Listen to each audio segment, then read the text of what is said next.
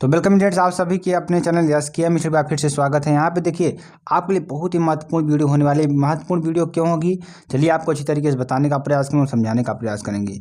जो भी फ्रेंड्स हमारे साथ नए जुड़ेंगे तुरंत चैनल सब्सक्राइब कर देंगे, लाइक कर देंगे, कमेंट कर देंगे। और हाँ, यहाँ पर देखिए आपके लिंक डिस्क्रिप्शन में skmsclasses.com वेबसाइट और आपका जो SKM टेलीग्राम चैनल है, ठीक है, और आपका एक नया चैनल बना दिया गया हाई लेवल स्टडी, ठीक है, उसको भी आप लोग सब्सक्राइब करिए, जो कि लिंक आपको मिल जाएगा। कहाँ मिल जाएगा? SKM टेलीग्राम चैनल में, ठीक है। तो मेरे भाई फ्रेंड्स, और कम्युनिटी टैब में भी आपका पड़ा होगा, वहाँ से भी आप सब्सक्राइब कर सकते हैं। वेरी वेरी मोस्ट इंपॉर्टेंट है आपके लिए यहाँ जानना, ठीक है। वहाँ पर आपको ब्रूस्टर क्लासेस मिलेंगी, जो भी क्लासेस मिलेंगी एकदम एक्यूरेट रहेंगी, जो प्रश्न मिलेंगे आपको एक्यूरेट रहेंगे, और आपके लिए very very most important video होने वाली है, ठीक है। इसमें देखिए पढ़ने क्या वाले हैं, कक्षा 12 सब्जेक्ट इंग्लिश और ग्रामर से रिलेटेड पढ़ेंगे। इसमें ग्रामर से नहीं, आपको लिटरेचर से पढ़ेंगे 3 मोस्ट इंपॉर्टेंट आर्टिकल के बारे में, ठीक है। एक आर्टिकल आपको लिख कर बताएंगे, बाकी 2 आर्टिकल आपके लिए जो इंपॉर्टेंट होंगे उसको हम आपको दे देंगे, ठीक है। देखिए जो आर्टिकल है आपका लिखेंगे किस पर, पहले उसको बता देते हैं, उसके बाद आपको समझाने का प्रयास करेंगे। देखिए आर्टिकल हमारा क्या है कि इंडिया इज अ लैंड, आप सभी लोग कमेंट करिएगा, India is a land diversity. क्या? Diversity one way in which it makes you feel proud of it is the number of festivals we enjoy। आगे देखिए क्या है, we enjoy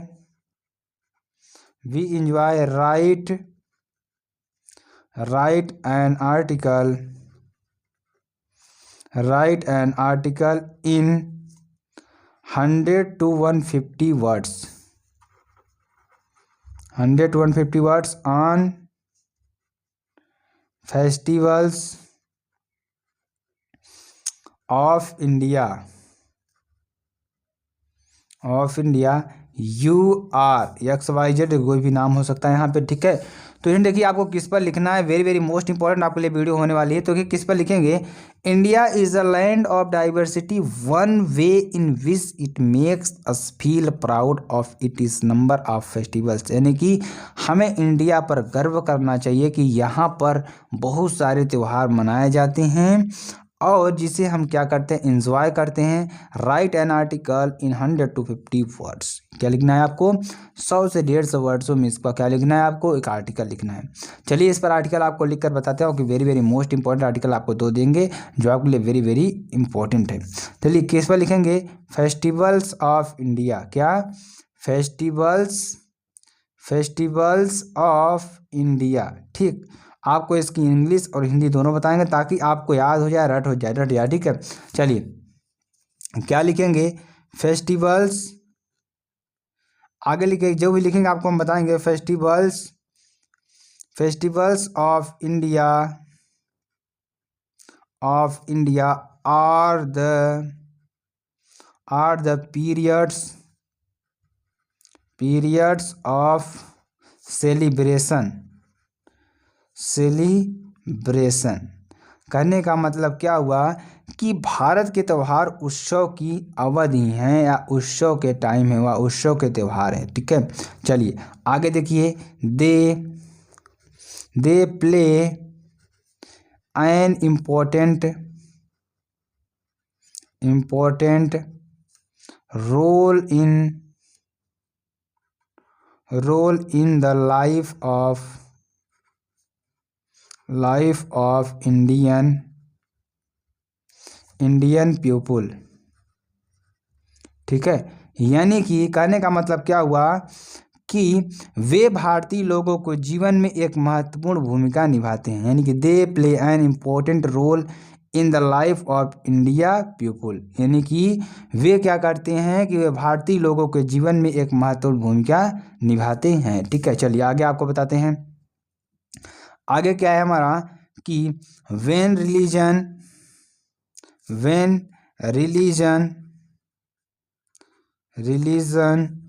creeps in to invest the festivals with spiritual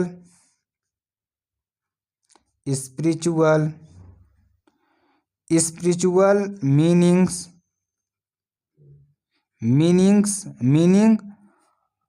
this joy comes to be identified with the joy of worship। अब देखिए इसका क्या मतलब है, आपको समझाएंगे और अच्छी तरीके से बताने का प्रयास करेंगे। देखिए इसका मतलब क्या होता है कि they play an important role, यानी कि वे लोगों के जीवन में एक महत्वपूर्ण भूमिका निभाते हैं। और देखिए आगे क्या लग रहा है कि लाइफ यानी लोग बोले when religion creeps into invest the festivals, यानी कि व्हेन यानी कि जब, ठीक है, जब धर्म त्योहारों को आध्यात्मिक अर्थ देने के लिए दौड़ता है, ठीक है, दौड़ता है, तब स्पिरिचुअल मीनिंग्स दौड़ता है तो क्या कहलाता है, तो यह आनंद यानी कि तब दिस जॉय कम्स, तब यह आनंद कि to be identify with the joy worship, तब यह क्या होता है कि आनंद पूजा के आनंद से पहचाना जाता है। ठीक है, इसका मतलब ये है। ठीक है, चलिए आगे आपको बताते हैं। आगे देखिए क्या है कि the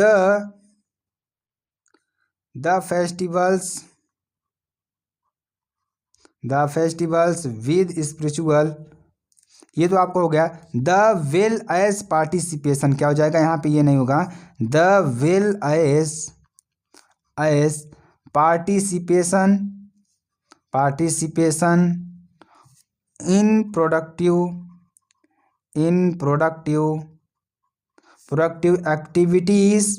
activities and with the seasons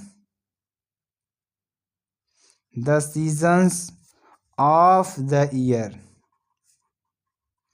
अब देखिए इसका क्या मतलब होता है कि द वेल एज पार्टिसिपेशन, यानी कि क्या है कि त्योहार अभी भी धर्म के साथ साथ, यानी कि productive activities and with the seasons of year, यानी कि त्योहार अभी भी धर्म के साथ साथ उत्पादक गतिविधियों, यानी कि प्रोडक्टिव एक्टिविटीज, उत्पादक गतिविधियों में भागीदारी और वर्ष के मौसम के साथ जुड़े हुए हैं। ठीक है, किसके साथ, with the seasons of the year, वर्ष के मौसम के साथ जुड़े हुए हैं। ठीक है, जैसे एग्जांपल में आपको हम बताते हैं, जैसे the harvesting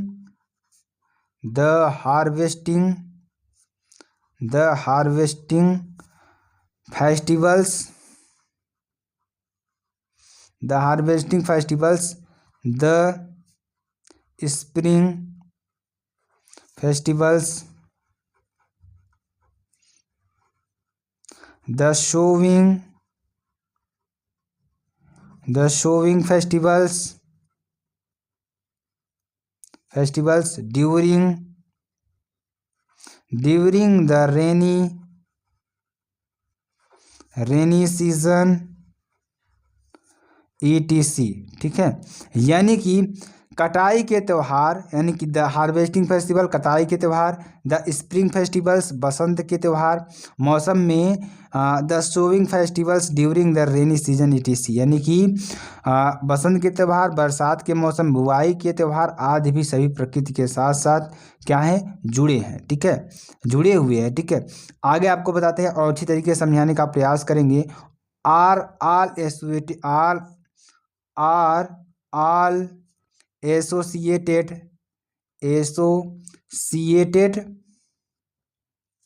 with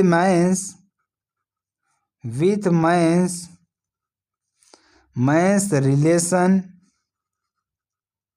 relation with nature, क्या, विथ नेचर। ठीक, ये आपका हो जाएगा वेरी वेरी मोस्ट इंपॉर्टेंट है। यानी कि क्या कर रहा है कि प्रकृति के साथ जुड़े हुए हैं। ठीक है, यानी हमारे त्यौहार क्या हैं, प्रकृति के साथ जुड़े हुए हैं। ठीक है, तो आपको समझ में आ गया होगा यहाँ पे। ठीक, चलिए थोड़ा और इसमें लिख देते हैं, आपको यहाँ पे समाप्त करने का प्रयास करेंगे और आपको बताने का प्रयास करेंगे। लेकिन but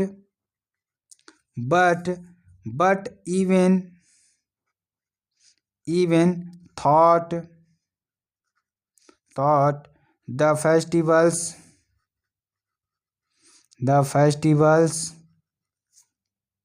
today have lost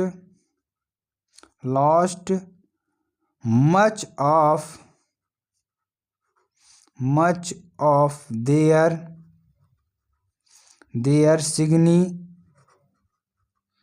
significance in modern times they still, आप लोग सभी लोग जुड़े रहना। ठीक है, they still have a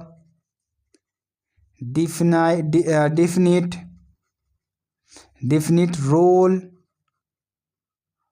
to play in keeping of the forces of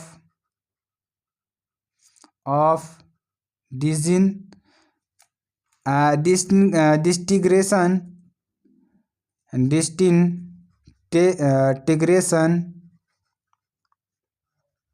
in our society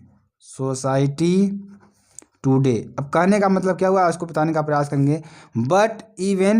but even thought the festivals today, यानी कि लेकिन भले ही आज के त्योहारों ने आधुनिक समय में अपना महत्व खो दिया है। Lost much of their significance in modern times, अपने जो आधुनिक समय में खो दिया है, लेकिन दे स्टिल है, यानी कि लेकिन आज भी हमारे समाज में definite roles to play in the keeping, यानी कि समाज में विघटन की ताकतों को, ठीक है, of the forces of disintegration in our society today, यानी कि विघटन की ताकतों को दूर रखने में उनकी निश्चित भूमिका है। ठीक है, तो ये आपके लिए very very most important article था।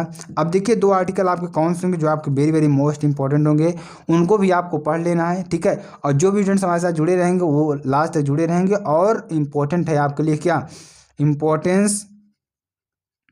इम्पोर्टेंस ऑफ मॉर्निंग असेंबली, क्या, असेंबली।